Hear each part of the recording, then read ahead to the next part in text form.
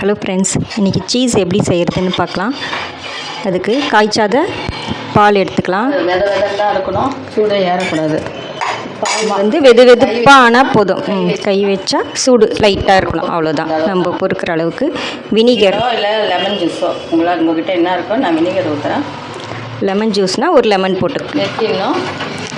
Case of பண்ணிட்டாங்க. சூடு ஏறிச்சு. பால் கை பொறுக்கிற சூடு தான் இருக்கணும், அது முக்கியம். போட்டு கொஞ்சமாக ஊற்றி கலக்குங்க.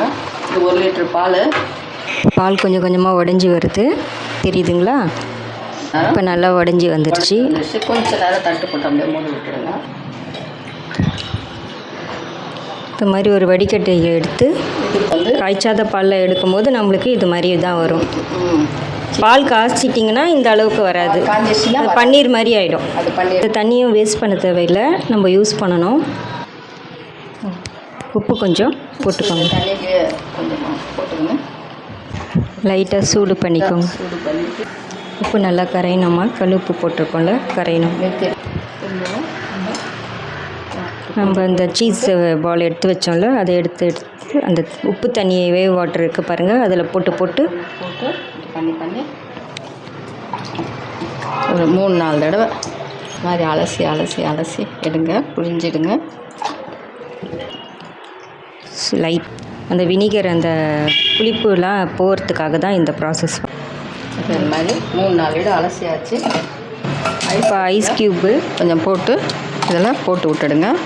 இது கொஞ்சம் நேரம் அந்த தோல்லாம் போயிட்டு கொஞ்சம் சில்னஸ் ஆகட்டும். நல்லா நமக்கு இதுவாகும்.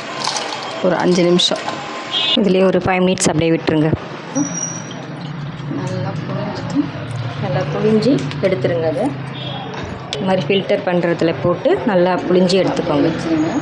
கொஞ்சம் நேரத்துக்கு அப்படியே இருக்கட்டும், தண்ணியெல்லாம் இருக்கட்டும் கொஞ்சம். இது ஒரு ப்ராசஸ்ஸு. இன்னொரு மெத்தடும் இருக்குது, அது இன்னொரு மெத்தடு இன்னொரு நாளைக்கு உங்களுக்கு செஞ்சு காட்டுறோம். கொஞ்சம் அதெல்லாம் தண்ணி இருக்குதான்னு செக் பண்ணிக்கோங்க, புழிஞ்சி பார்த்துட்டு இந்த மாதிரி எதனா பிளாஸ்டிக் கவரும் ஒன்று மாதிரி வச்சு பார்த்துக்கோங்க. என்ன சாப்பிட்றது புது கவரை எல்லாம் அதில் பேக் பண்ணி இது மாதிரி பண்ணிவிட்டு ஒரு பாக்ஸில் போட்டு ஃப்ரிட்ஜில் வச்சுருங்க.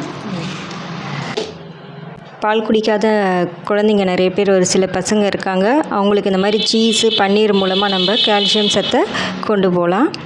குழந்தைங்களும் இது மாதிரி செஞ்சுட்டா விரும்பி சாப்பிடுவாங்க. இது சப்பாத்திக்கு ப்ரெட்டோடு சேர்த்து குழந்தைங்களுக்கு தரலாம். தேங்க்யூ.